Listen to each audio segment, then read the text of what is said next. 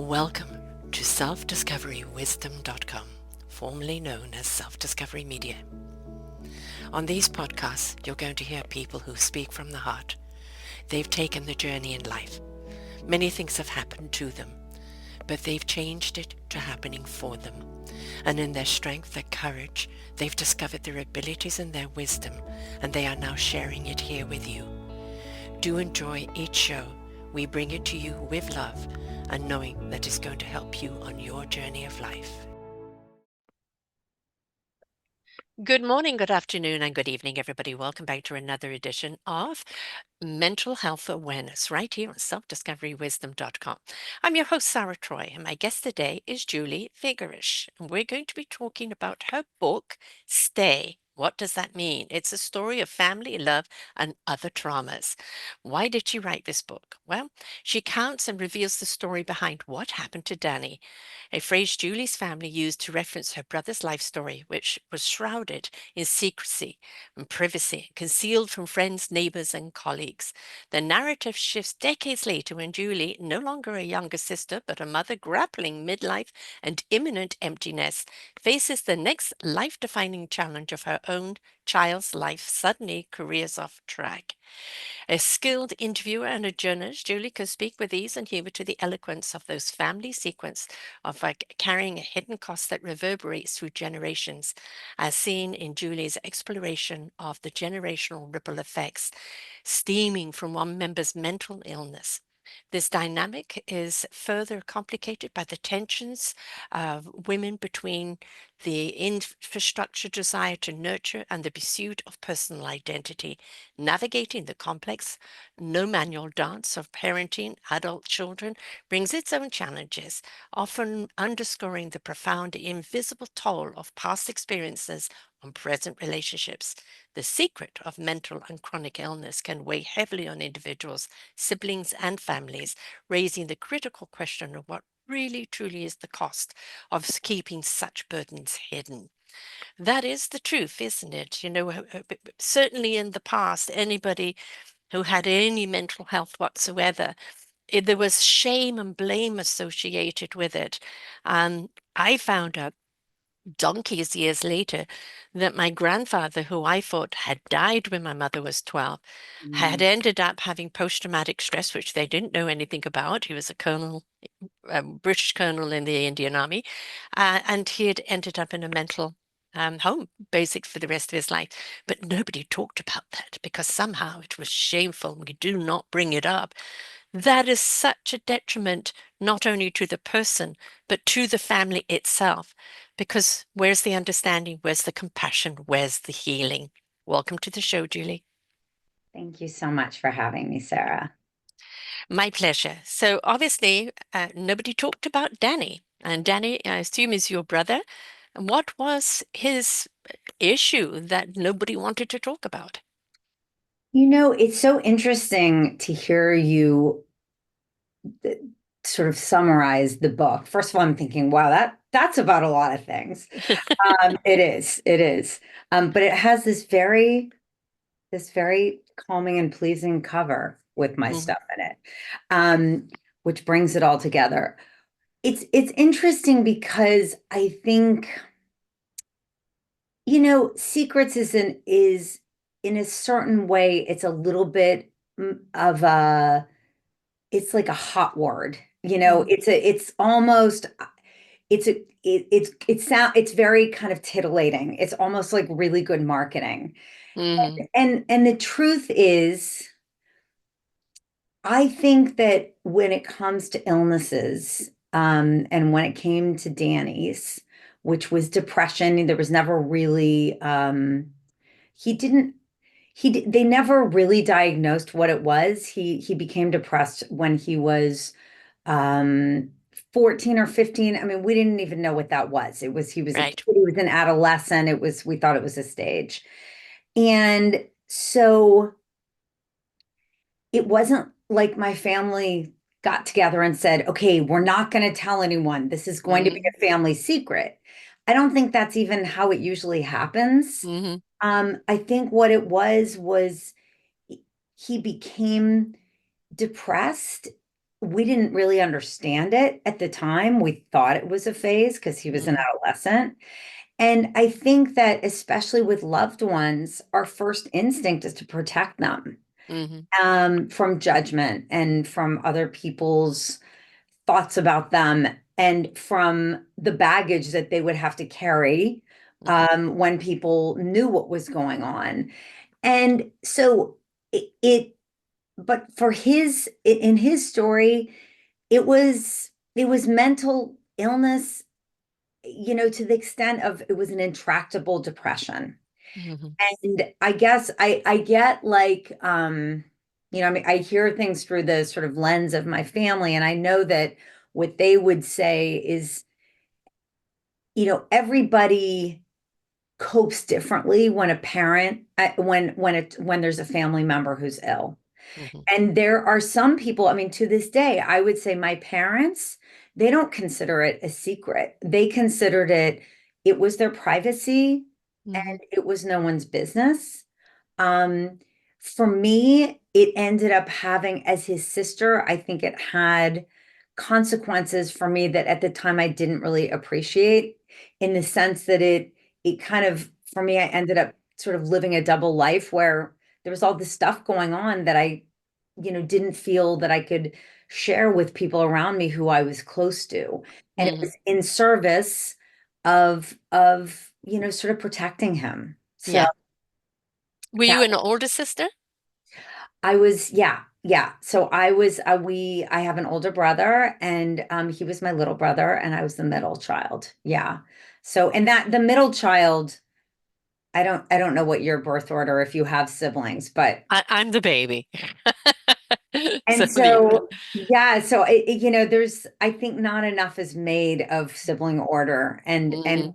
what a big impact that has on your life. So yeah, he was my little brother and beloved, and we were very, very close when we were little. And when he started retreating, it was so frightening because it was just like he was going into this place that none of us really understood. I mean, today, thank God, things are understood better, but I would say there's still plenty of stigma around it, and there's still a lot of So what happened to him? I mean, obviously no diagnosis. Everybody's just trying to understand it, right, playing low key, right? right. But did he stay there, or what happened to him?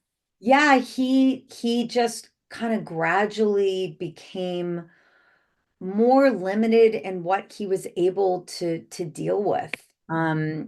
He got through high school. He went to college. I think when he got to college, he just sort of couldn't tolerate the Yeah, stress there of yeah. it and being away from his foundation.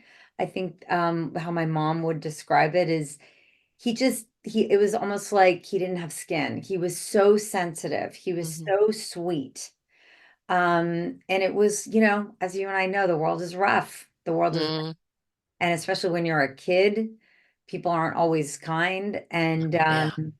And so he kind of gradually became more and more kind of constricted and in such a dark place that it really came to the point where he wasn't really able to go to school. And by then he was in treatment and with medications and all that sort of stuff, and it went from there, and that lasted for 14 years until ultimately it was complicated because I to this day I don't think we can say it was a suicide. Hmm. Was He died by his own hand, but and it was in a fire, but it was a situation where even the first responders who came were sort of like he was playing with fire. He was literally playing with fire with a spray can, and the can exploded. And when the firefighters came, they, they sort of said, this is it was the kind of thing where he couldn't have known that was going to happen. But anybody who lives with someone who is struggling with serious depression would also say, and I think we all would say, that that was something that he played with. Like Hmm. he, life was hard for him. And it was especially hard because he had an incredibly loving family and resources and all that. And it still wasn't enough. The So, thing about depression, There isn't, unless you find out that it is actually bipolar or something, there's kind of a label that explains it, that it's a chemical imbalance or Right. something. It can Right. be empathic depression, highly sensitive, picking up on everything around you. Um, True. I suffer very much from empath depression, and I have to be very careful because if that rabbit hole opens up, it feels like somebody's come into your gut and just ripped everything out. The despair is unbelievable. There is no rationality about it whatsoever. There's no snapping out of it. No amount of thought can get you out of it. And sometimes That's you need, medical help, which I do have if I need it, but I haven't been down that rabbit hole for a long time because I look to right. other mediums now as being, I recognize, that that hole is wanting to open up and I know what to do in order to make sure I don't go down it. But it's, we don't want to be there, but we're being Exactly. consumed. And I think so many people, if you were to interview people on the other side, I would say that 98% of people who have committed suicide would go, I didn't really want to do that. I just wanted the pain to stop. I think you're exactly right. And it's funny because Danny always used to, he would say something that I think he learned, in his therapy. Suicide is a permanent solution to a temporary problem. Hmm. It's something he always would say. I mean, it Yeah. was, but I think when you really struggle with true clinical depression, Hmm. it is a choice that's always in your mind Hmm. because life can just be such a struggle. And I think that struggle is compounded Yeah. by the fact that we live in a society where we're not supposed to have problems. No. Ha Like, ha ha. it doesn't really work, like, oh, Instagram, social Yes. media, people don't, Everything is yeah, fine. right. Yes. And Yeah. and there's not, and that really is, I think the cost of that illusion Mm, that we should all be good all the time, or that there is virtue in suffering alone yes. without putting it on other people. I mean, in my mind, what I understand, and especially having lived it as both a young sister who loved, I loved him so much and wanted to do any and tried to do anything Hmm. for him to help him out of that. And later, decades later, as a mother, Hmm. um, struggling with helping our daughter, who out of the blue, out of the clear blue sky, who when she was right when she started college, she presented with a severe chronic illness of ulcerative colitis. Um, it was like happened all over again. Yeah. Idea of that idea of what do you do with, how do you navigate even the identity of that? Like, I Hmm. watched how she, who was extremely successful, just, you know, soared through life, really, and got into a wonderful school and was on her way and was suddenly struck down by this irritable bowel disease of Hmm. all things, which is not, this is a part of the body we don't talk about. This is Right. an illness that, this is not one of the glamorous illnesses. No. All of a sudden, especially when she was in a whole new world where she had to kind of like present herself as, here I am, this is who I am, look at me. Well, 2 weeks before it would have been a different story, but now she's Yes. presenting as a kid who spent the first week of college in a hospital, missing her classes, coming out of it with a chronic illness, with people who didn't know her. And Yeah. how do you navigate it? So Yeah. it's And that, those come the challenges in life, is um, society in so many ways has made people feel guilty for illnesses. Well, you must have brought it on. And I will say that in many, many ways, a lot of our illnesses brought on by turmoil or trauma or emotion that we haven't dealt with. And true. there's that, and we can be a part of our healing process. That doesn't mean that, the body isn't. broken down in some way, but the hidden trauma or whatever can be something that can magnify Right, it.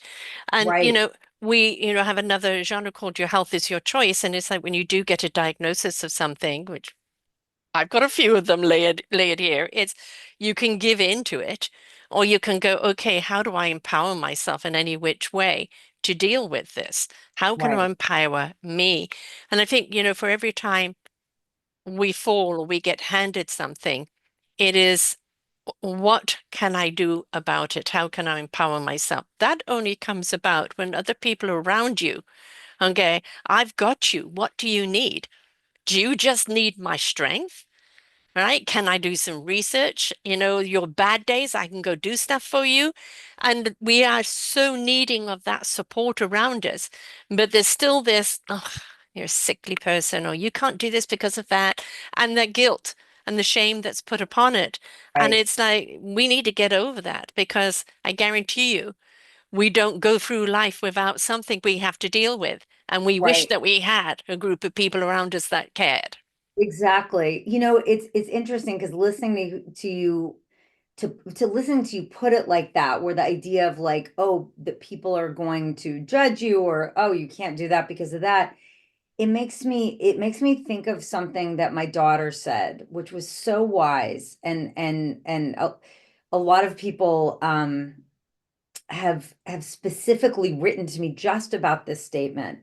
I have been doing these interviews with people who are, in my mind, experts. They're Mhm. life experts on all kinds of things and themes related to the book, specifically of mental illness, chronic illness, parenting adult children, womanhood, and navigating the line between the society's pressure on us Mhm. to be nurturers and caretakers, and our natural desire to have our own identity. Yes. So in this conversation with Jessie, we were talking about her illness and the before and after. And that at the beginning, she didn't want people to know. She Right. just started college. Yes. Who wants to Hadn't be hadn't known as formed her tribe around her right? yet, right? Didn't Yeah. didn't have a tribe. Hmm. And it was like, that time you're a peacock, you got to show all your Yeah. feathers. Hmm. Like I said, a few weeks before, she would have had a great show. Hmm. But all of a sudden, she didn't. And she said, and so at the beginning, she really said, like, she didn't, she had to sort of come up with this narrative that really minimized what was happening for her. And then she said this, she said, and there came a point where my privacy turned to loneliness. Hmm. And Hmm.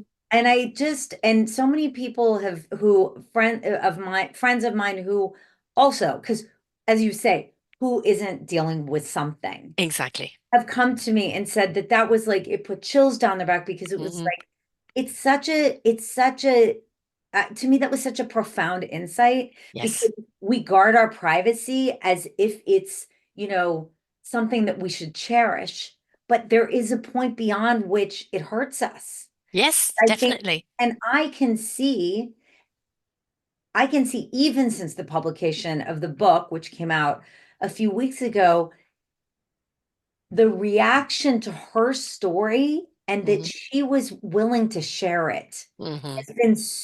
there's been such an outpouring. And I think it's because, in a sense, it's like a relief to people, the idea that someone, especially who's young, she's 26, Hmm. is like being real about Yeah, something that many of us adults struggle with, exactly. showing the Mm. whole part of ourselves. I've been doing this 12 and a half years, and I've heard some stories that are just mind-boggling. And I used to be a person that was I was always sickly. From the age of 2, I got asthma and eczema and spent many a time in bed, sick again. And it kind of proved I missed school a lot, and there was a lot of things that I couldn't do because of the asthma. I'm still asthmatic and I'm 70. And later on, I developed fibromyalgia, and that is an umbrella of at least 39 things that are underneath there. And I've got Yeah. 37 of them. And it became a challenge to navigate through that. And unfortunately, I was married to someone at the time that hated me being sick. It was a burden on him. He didn't like it. So suppress, suppress, try and hide it. Right. And then, but through doing these shows, I've realized it's a disservice not only to us, but to others that are going through it, because by talking about it and the struggles and being open, we're also sharing what we have done in order to navigate through it that can be that beacon of hope for someone else. Whether It's they're going through so exactly true. what we're going through or going through something else themselves, it's like, well, how did you manage it? What did you do? Right, right. And that what you can do can open doors to someone in a way that they hadn't thought of. They, yeah, they just simply didn't know. I that is so, I think that's so true. And I think it does something else, which is that it sort of combats the fear. Like I Mhm. think there's sort of a thing where, if you're sick or if someone has cancer or if someone, God forbid, is in a plane crash, Right. the first question is, what flight were they on? Where were they going? How did you know you had cancer? And of course, it's all about you. It's all Yeah. about the questioner because what they're doing is they're putting distance. Mm. Can't happen to me. If we don't talk about it, it's Yeah. not going to happen to Yeah. me. And I think that what is such an amazing, cathartic, like incredibly human thing is that when we do share the whole part of ourselves, Mm. what we do is it alleviates the fear. Because, Yes. for instance, I look at you, who I knew nothing about until I signed on, and this is what I see.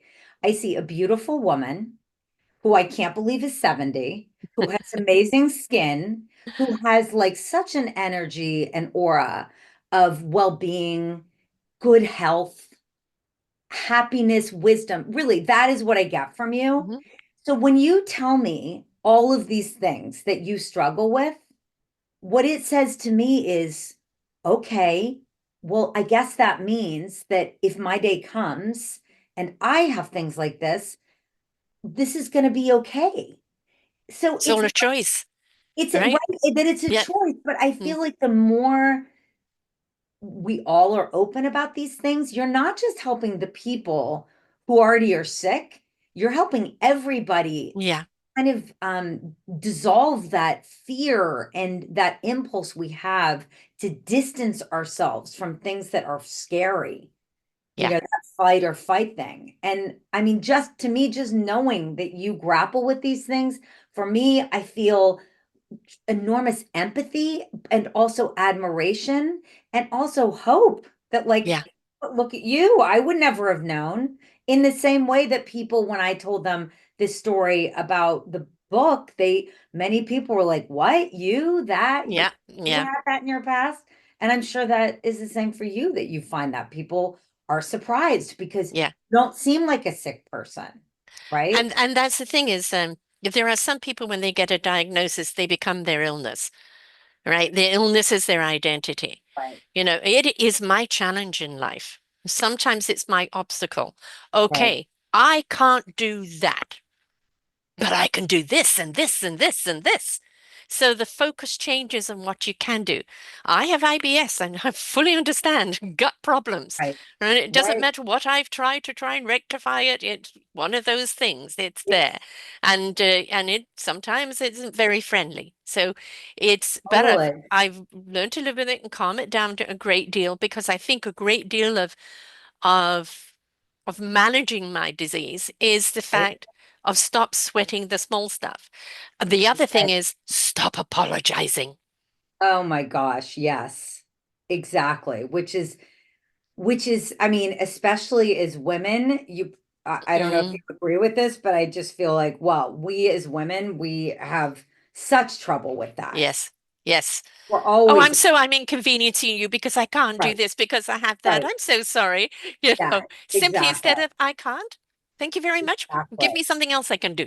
Exactly. Exactly. I'm looking here because I wanted to, if it's okay, Hmm. I have this part where we talk about when Jesse went from being, also, wait, I'm so sorry, because tell me how we are on time. I don't want We're to, fine, darling. We have time. This okay. is not a show that is timed. We go for as long as we need to go. Okay. Okay.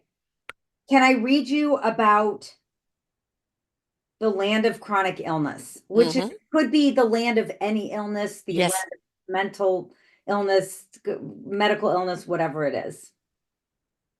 So this was just um, when we really were coming to terms with the fact as parents Mm-hmm. that our daughter was no longer healthy after Mm-hmm. a lifetime of having two healthy kids. All of a sudden, we were in this other world.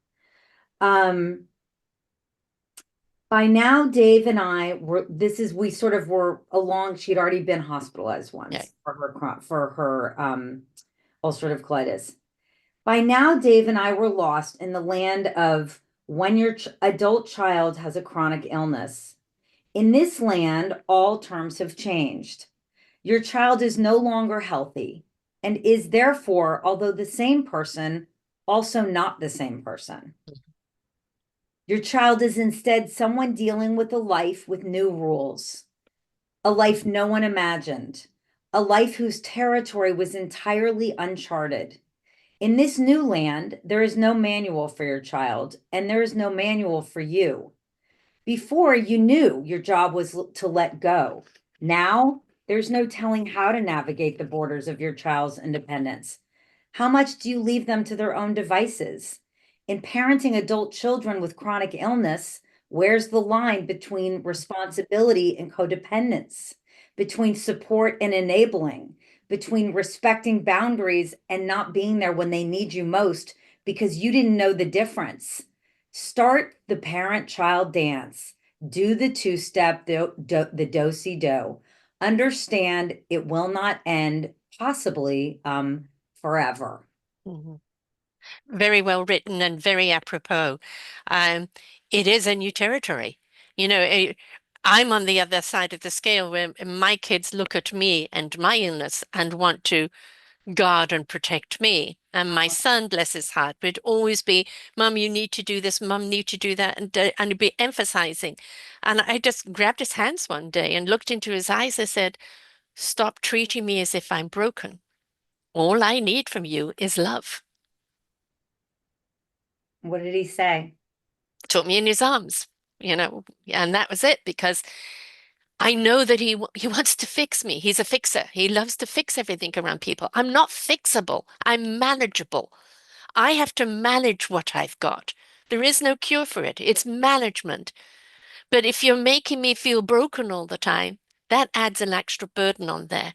So in just give me your love. You don't understand how much that feeds me, how much strength that is. Just take me in your arms and give me a hug. Oh my God. Sarah, that's so, what a gift you gave to him too, Hmm. because it released Took, him, yes, yes, right? That yes. because what you're saying, what I hear you saying is like, here's how you can fix it. It's Yeah, just do what you're doing, yeah, but don't try to fix it. And yes, right? And that's so empowering for him. So he doesn't have to feel helpless. So he can know that actually he is helping you the only way he can help you, yeah, which is also a way that no one else can help you in the same way because he's your son. yeah, What feels better than the love of a child, yes, right? yes.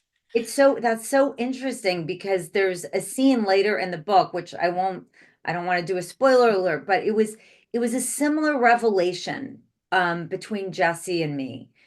And but it was essentially, as parents, if your child is sick, you're like on autopilot of what's the fix, Yes, what's yes, the best next thing, and well, what about this, and we should try this, and I heard this doctor and this, integrative medicine and blah blah blah.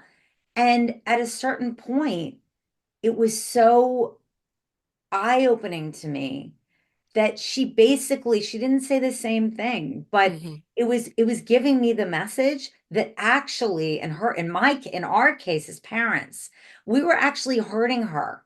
yes. Overwhelming. Hurting her. It Hmm. was hurting her that we couldn't stop looking. Right. And it was keeping her from accepting the life that she had and Yes, finding out how to manage it. exactly. That's the thing is that As I said, there's so many people get a diagnosis and they become the diagnosis and lose their identity. The whole thing is when you're given something, especially something that you have to manage and there isn't a cure to, is that this is your challenge to face in life, and your do's and your don'ts. And it's good to Right, tell people, I can, but I can't do this. I can push to this limit, but I can't go further than that. right. Let people know your boundaries, Well, right? So right, that's really important. But at the same time, don't lose my identity as me, your daughter being your daughter, but me being Sarah. I am, I have an illness. I am not my illness. And that is something that we really need to look at people who are facing challenges. It is something that they have to navigate and challenge through every day. But we need to embrace even more and more who they are as an right. identity. That it's not who they are, it's what they have, is what Yeah, you're saying, yeah, right? yes. It's so, well, isn't it great that you have a podcast that pounds it into everybody's head? That's the reason why I do what I do. There's so much to pound in people's heads. But, I have a grandson that has Down syndrome. Oh, And when my daughter was first diagnosed, which was literally the day before her birthday, and then she wrote this beautiful piece at 5:30 in the morning. She took a picture with her other son kissing her belly. And she said, look, yeah, the last 2 weeks have been very hard. I've been crying the whole time. But no matter what, we will see this through because I will love him no matter what. He's 18 months now. I have the grandkids twice a week. He is obviously slow to learn to walk, slow to this, just because of muscle is different. Everything about them is slower to develop, but not his heart. Oh my God, the joy this little one brings. And oh, I look at, some people, oh, I'm so sorry. No, don't be. Yes, they researched everything they needed to know about Down syndrome to be prepared, to know right, what they were up against. I mean, when he came out, they broke the theme up bringing him out. So the poor little one is in a vice, immediately. He's had oh, RSV, he's had this, that, but every time he cries when he's in distress and then he's happy. And I look at it, he is a gift to us to show us how to find joy in life, in anything. He is so present in the moment. And we as humans are so inclined to bring our past garbage with us and our angst where we totally, are today and carry it totally. forward, that we need to look at sometimes why are we given something? I mean, America's just been given a huge challenge, surviving the next 4 years. So, and it's how do we rise up to it? Right. And How do we keep our, our identity where we want to be, how we want to be treated, despite whatever challenge we're facing? what's so touching to me also about that with your grandson is that it's so often the people who have special needs are who are the teachers because they are not fettered with the Hmm. all the other BS that we are. Yeah, They have the ability. Like I have a friend whose son has Down syndrome. That kid is happier than anyone I yeah, know. yeah, I mean, everybody around him is spinning in their anxiety and their illness and their this and their Medicaid. He's just yeah. so so It's a it's lesson learned, right? a How lesson do we learned, be present? right? Right, exactly. And also it gives us a lens on our society and Mm, what how we define what's normal right. and the way it should be Yeah. because And I don't like those shoulds at all. I would say you do not compare and do not compete with someone, right. right? Yeah, that's a good one. That's a good one. Comparison it destroys because it takes away your own essence and your own identity. To compete against people, you're actually competing against yourself. And we can always evolve, always strive to grow, to rise up further into our beautiful evolution. Right, But right, it is about, as Popeye says, I am what I am. And right. and for so long I lived my life of not being what people wanted me to be. And me Um, bending myself into a pretzel to try and fit into the image that they wanted from me, and realizing the only person I was hurting was myself. And then coming to that realization, look, I just have to be me. And I'm either accepted or I'm not accepted. But the biggest person that needs to accept me is me. mm, what profound wisdom, and many people live their whole lives Mm. without getting there, right? It took me a long time. Yeah, It took me no, a long me, time. you know Yeah. what? Me too. I mean, because the other thing that the reason I even ever wrote this book was because I kind of had my own kind of mental storm and kind of private breakdown when my daughter was ready to leave for school. This was before she got Mm, sick. And again, I won't like spoiler alert, but it ended up being, I kind of got hit that very cliched midlife crisis and said, I thought I was going to be a writer. Like I totally had been on hmm a path to be a writer. And then, Journalist, right? So the right, words got to come out. Yeah. right. And then I sort of inexplicably let that go and completely changed directions and then became, had the blessing of having becoming a mother, and I was home with my kids. And then at a certain point it was like what happened to me, like just Mm, to me, that outside of all those roles. And I think I look at the experience of having written this book and understanding mental illness, understanding mm, mental illness, and the whole thing of identity and individuality. And I think the message I came out of writing my book, my overriding message beyond the specifics about managing the illnesses, is that yes, we are who we are, but also it's never too late. never, It's never too never, late. And never. I mean, I'm such a great example of that because I left my career behind 3 decades ago. I had not written professionally. I in my 20s I did. I was a journalism, and I was like wrote for national magazines and all that, and then I totally dropped it because of the trauma I had had, not unbeknownst to me. Hmm And here I am, and I've got, I'd say it not to sort of sound conceited, but to tell people also that, I'm 58 years old, It's never and too it's never late. too late. And it's just never too late. And, my But kids, it's also there's a gift in that. In our 20s, we're chasing a career, we're chasing identity, and right, then, when we right, have our children, it's all about the motherhood and the kids, and we lose ourselves in that. And then suddenly they're not dependent on us as they used to right, be. And now it's right, about, well, who am I now? And I remember when I got divorced, um, and I remember actually going somewhere and looking at this young man and thinking, oh, he's rather good looking, and then realize, my God, he's in his 20s. I'm in my late 40s. I am still seeing people from the 20-year-old singlehood, not the right, person I am now. I have to catch up right, with who the person I am now and look at right. people differently. And it's hard being single and transitioning into that. And Yes, kind of that identity. I was the wife, I was the mother who is Sarah now. And the beauty of doing these podcasts over the years is how many people, 50s, 60s, 70s, even into their 90s, have rediscovered or redirected or have found out, gosh, I'd love to do this. I haven't got the obligation of this career or raising the right, kids or anything. Now, I've got the freedom to pursue something that I'm passionate totally. about. But what's the gift you're bringing? The experience of life, the experience of past career, and Right. a passion that is not going to be interrupted. It's true. And the wisdom, we Mm, say the experience, but it's also the wisdom to know what matters the most to you. yes, What matters the yes. most to you. And I'm sure you see it all the time. And I like hold myself, up as an example of like, I had a dream when I was in my 20s. I want to write for the New York Times. I want to write for Oprah when it started. And it was like that was a pipe dream to me. Sure. And all those things happened for me in the last 8 years. And it's not because I'm so talented or it was because Was I ready. took, I was ready. Hmm I allowed myself Yes. to become the person who I started out as being and then got, redirected. Sidetracked. Yeah, redirected. And because that's what happens in life But in you're our so much more than what you used to be. And that's the beauty of it.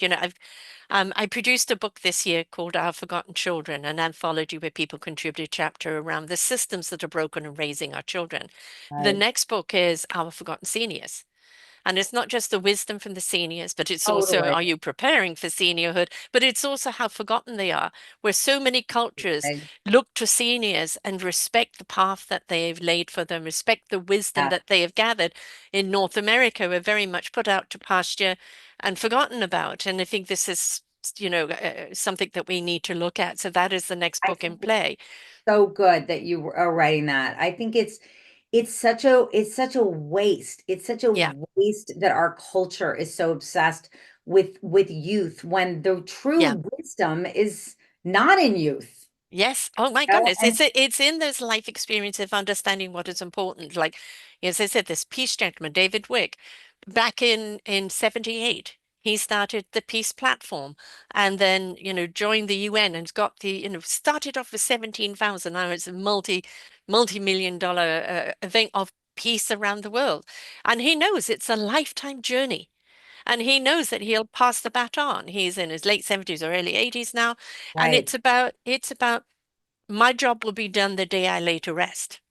But, I but love that. my job will not be done because I've passed it on to others to continue it. Right. And that's what we want. We want our legacy to be something that lives beyond us, not egocentric, but to know that the substance of what we built still serves long after we've gone. That's so beautifully said. Thank you. So with your writing, with your sharing, with your own discovery, and sharing it out there, it becomes that beacon of light that other people are needing. They don't realize they're in the dark, or they're confused by the light because they can't see the contouring of where they went to go. And by sharing the story, it's helping. It gives permission for you to have a reaction over something in life that you don't like. We're Right. allowed to have that permission to mourn what is or to have a reaction because it's not something we like. Right. Right. But then it's that permission. Where's my strength, my courage, my ability to navigate through this? And how much more can I be because of it? I believe that everything that happens to us is just showing us that strength, that courage, that ability, and leads us down a path that becomes so profound that we wouldn't have taken had we not been given this obstacle. Oh, 100%. I mean, do you ever meet a single person who's been through some serious thing who hasn't come out the other side? They're not necessarily saying, "Oh, thank you for cancer," but that Yeah. they live with more clarity. They live Yes. with more wisdom. Yes.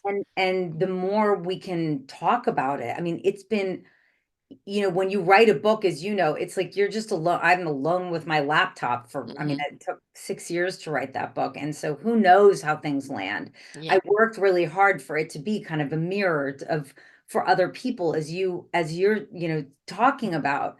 But it's just been like really the most gratifying thing has been that people saying, it's how meaningful it was to have what is usually not spoken, Yeah.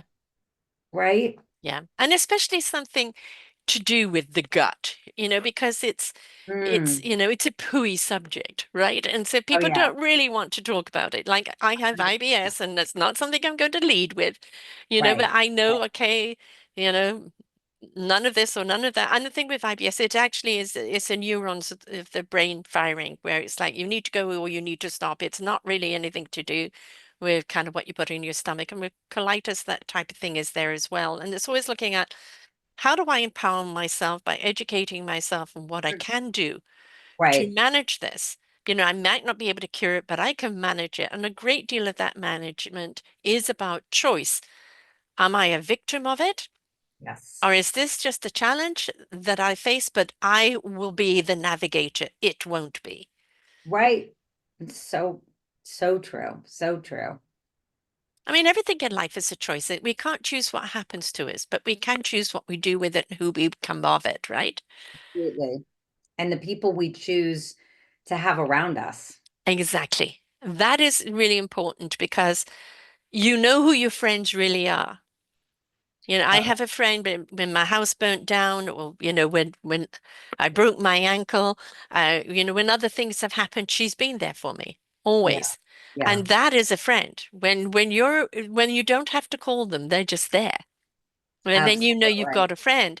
And Absolutely. you know your other friends may be your friends, but they can't cope with where you're at because they don't know what to do.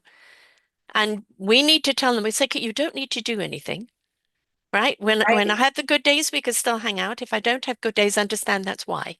Right. Not Right. because not everybody is equipped to be that nurturer, but that doesn't mean you have to cut them out of your life. It just means that there are certain 100%. parameters that you can play with them and not play with them. Absolutely. That's so true. It's so true. So Mhm. now you're back writing. You've got the bug and you've reignited your passion for it. Are you going to continue writing on something different? I haven't decided yet. I'm trying to do this thing that I never seem to do very well, which is be in the moment. Hmm. Um, I think like I never expected or planned to write a book. It just kind of I it was something that I felt I had to do for myself Yes. to kind of figure things out. So I think I'll probably do journalism for a while and go back to freelancing.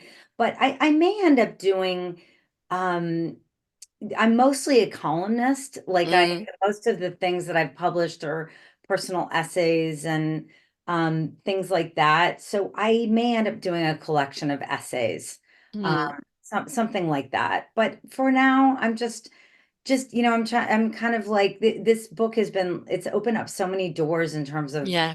where, where to be of service. Yes. And so I'm right now, I'm kind of looking at that and to see how I can use it and use the experience and involve my daughter in helping. And that's just been really, really meaningful to me.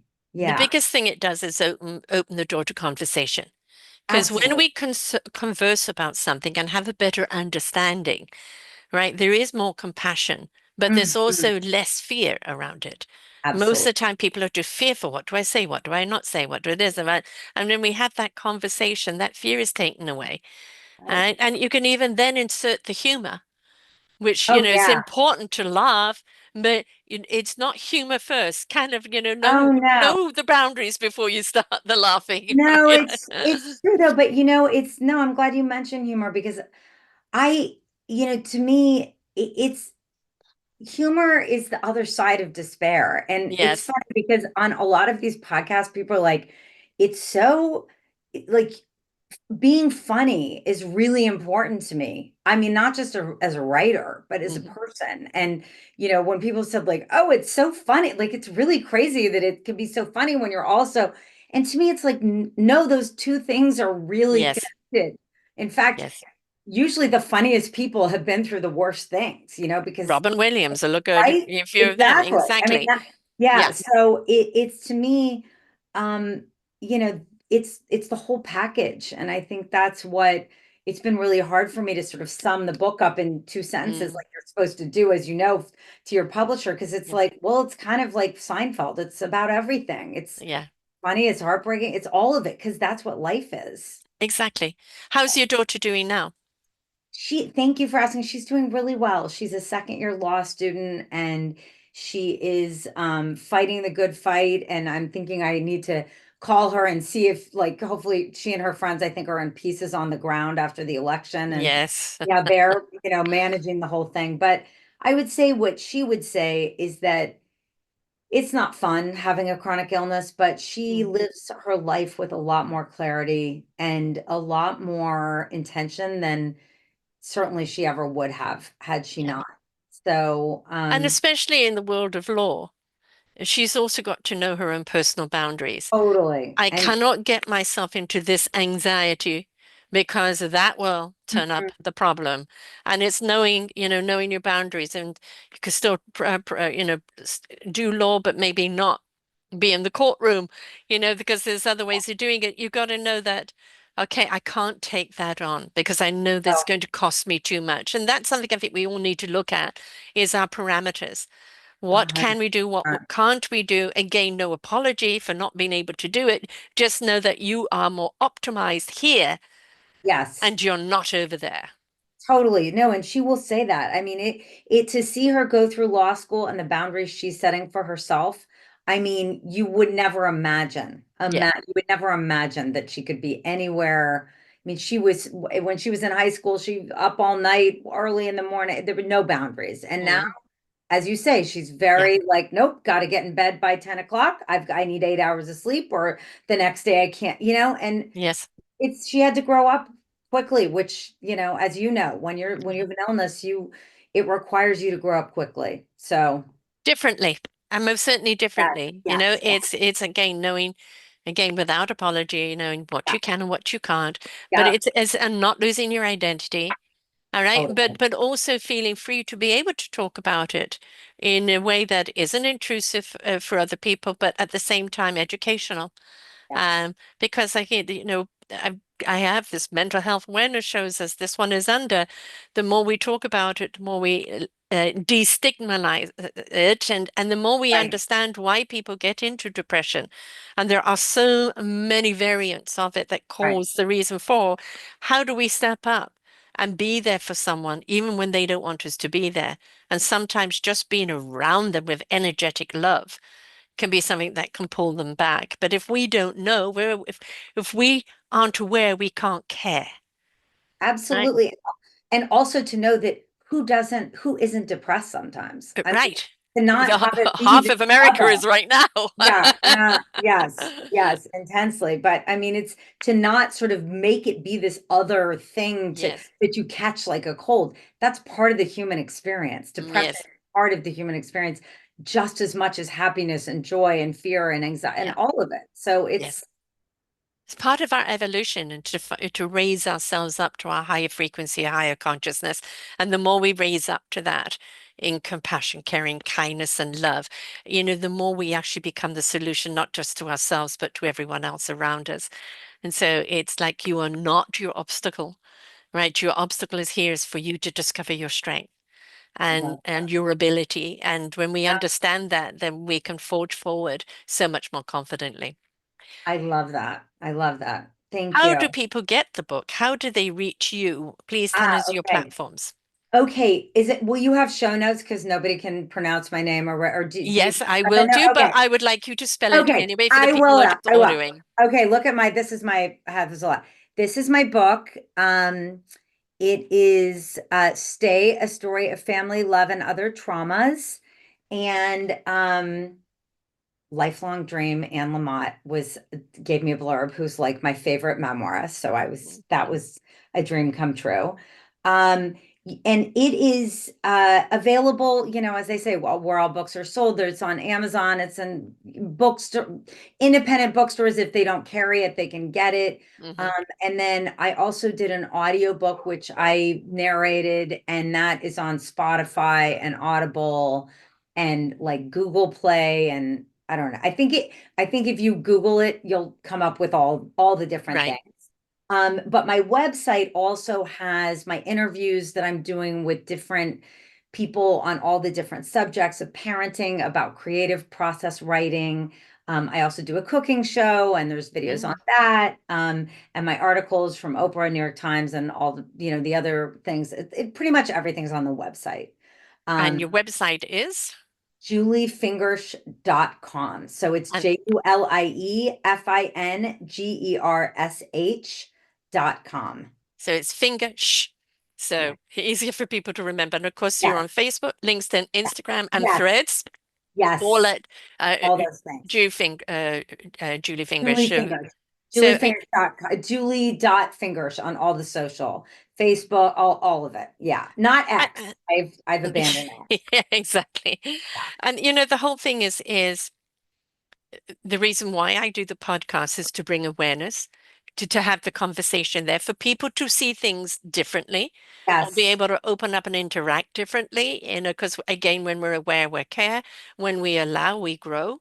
And it's, I'm always about having podcast parties where you listen to a podcast, everybody takes notes and then shares the different perspective Oh, afterwards.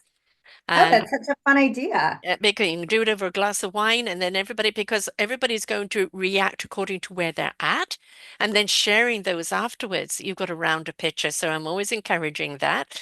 But to have Oh, the conversation and to understand things are not here to punish us, things are here to challenge us, for us to rise up right. to a level of where we're meant to be. But Yes. we can, you know, um, acknowledge what's happening to us at the time and feel pain or feel sadness and feel that we Right. must go through those emotions. Just don't take those emotions with you every day. Feel them, spend them, and then it's roll up the sleeves. What can I do about it? But remember, if you've got somebody that's dealing every day with a sickness, love and support of that love is one of the biggest healers. And if they feel comfortable with you, they'll ask you for help, right? But don't say you've Love. got to do this and you've got to do that. You can talk about something you've heard and leave it up to them, but don't make them feel broken because they're not. They're just Such a facing great, some challenges.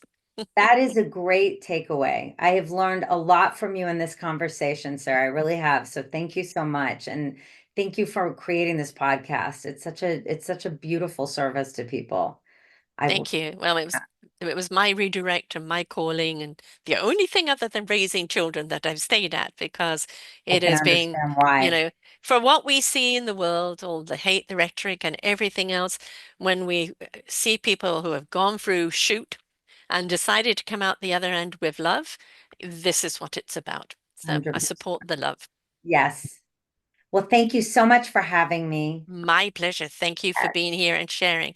And to everyone out there, no matter what your challenge is or a challenge that you know a friend is going through, lay the ground where a conversation can be had. Again, no shame, no blame, just inquiry. How can I support? How can I care for you? And respect the other person, what they're navigating, even just letting them know you're there. You're there for them. I'd like to understand what you're going through so I can help you better, but when you're ready. But I am there for you because nobody should go through anything alone. I love the statement of my privacy ends up being my isolation or my loneliness. And that Right. is one of the things you must not do when you are given anything that you, because that's what first thing we do. We want to shut down and it's not going to serve you and it's not going to serve those around you. So it may be one person at a time, but be open up. Even to say, I'm confused, I don't know what the hell's going on, Right. but let that support in. So until next time, Uh, folks, be kind to yourself and be kind to one another. Bye for now.